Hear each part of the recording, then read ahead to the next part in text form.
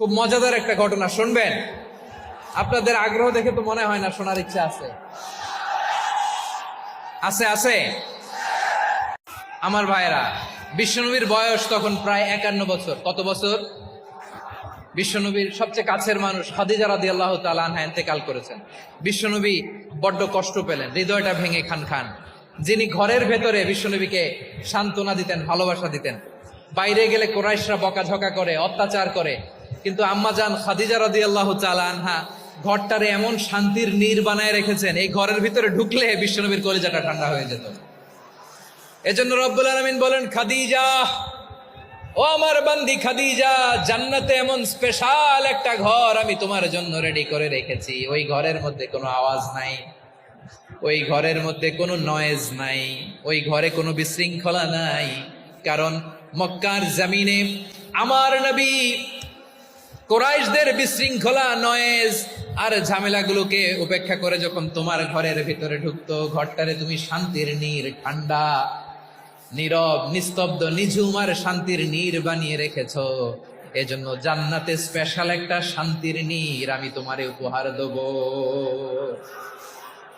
ওই প্রিয়তমা স্ত্রী খাদিজা ইন্তেকাল করলেন, বিশ্বনবীর হৃদয় ভেঙে খান খান। আবার ওনার চাচা আবু তালেব ইন্তেকাল করলেন, যিনি পলিটিক্যাল শেল্টার দিতেন নবীকে। কে দিতেন? আবু তালেবের ভয়ে, বিশ্বনবীর এই চাচার ভয়ে কোনো মুশরিক নবীর গায়ে হাত দেওয়ার সাহস পায় নাই। এখন স্ত্রীও নাই, চাচাও নাই, নবীকে আশ্রয় দেওয়ার কেউ নাই, নবীর চারদিকে অন্ধকার। নবী এখন কই যাবেন? আমার পেয়ারা নবী নতুন স্টেশন খুঁজতেছেন, নতুন দাওয়াতি প্ল্যাটফর্ম খুঁজতেছেন। তিনি যায়েদ বিন হারেসা রাদিয়াল্লাহু তাআলা আনহুকে নিয়ে মক্কার পাশের একটা নেইবরিং সিটি তায়েফে চলে গেলেন। কোথায় চলে গেলেন? লালমনিরহাটের ভাইয়ের আওয়াজ করে বলেন, কোথায় গেলেন? তায়েফে চলে গেলেন দিনের দাওয়াত দেওয়ার জন্য। কি দেওয়ার জন্য? নাকি জমি কিনতে গেছিলেন? জমি কিনতে, দুনিয়ার যশ খ্যাতির জন্য, নিজের কোনো লাভের জন্য?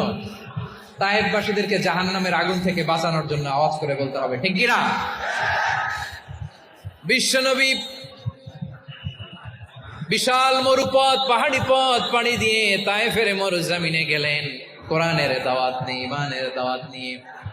কিন্তু তায়েফের লোকেরা বিশ্বনবীর দাওয়াতকে শুধু প্রত্যাখ্যান করেই থামে নাই, তারা বিশ্বনবীর সাথে অত্যন্ত খারাপ আচরণ করেছে। বিশ্বনবীকে শারীরিকভাবে হেনস্থা করেছে, আমার নবীকে শারীরিকভাবে অত্যাচার করেছে, আমার পেয়ারা নবীর গায়ে পাথর মেরেছে, বিশ্বনবীর গা বেয়ে ঝরঝর করে রক্ত ঝরেছে, নবী জামিনের মধ্যে লুটিয়ে পড়েছেন, আবার মেরেছে, আবার নবী হাঁটতে শুরু করলেন, পেছন থেকে আবার মেরেছে, আবার নবী রক্তাক্ত হয়ে জামিনের মধ্যে লুটিয়ে পড়লেন, আবার মেরেছে। বিশ্বনবীর মতো এত সুশ্রী মানব, বিশ্বনবীর মতো এত শুভ্র মানব, বিশ্বনবীর মতো এমন চমৎকার দেহাবয়ব দিয়ে রব্বুল আলামিন কাউকে বানান নাই। এরকম চমৎকার মানুষটাকে তারা তায়েফের ওই জমিনে রক্তাক্ত করেছে। বিশ্বনবী দুনিয়ার কোনো স্বার্থের জন্য সেখানে যান নাই, নিজের কোনো লাভের জন্য, প্রাপ্তির জন্য যান নাই, তায়েফবাসীদের জাহান্নামের আগুন থেকে বাঁচাতে গিয়েছেন। ঠিক কিনা বলেন? খেয়ে না খেয়ে দিন প্রচারের কাজে নিজেকে দিয়েছ বিলিয়ে, তায়েফের কাফিরেরা চিনল না সে আলো, দুষ্ট ছেলেদের পিছু দিল লেলিয়ে, পাথরের আঘাতে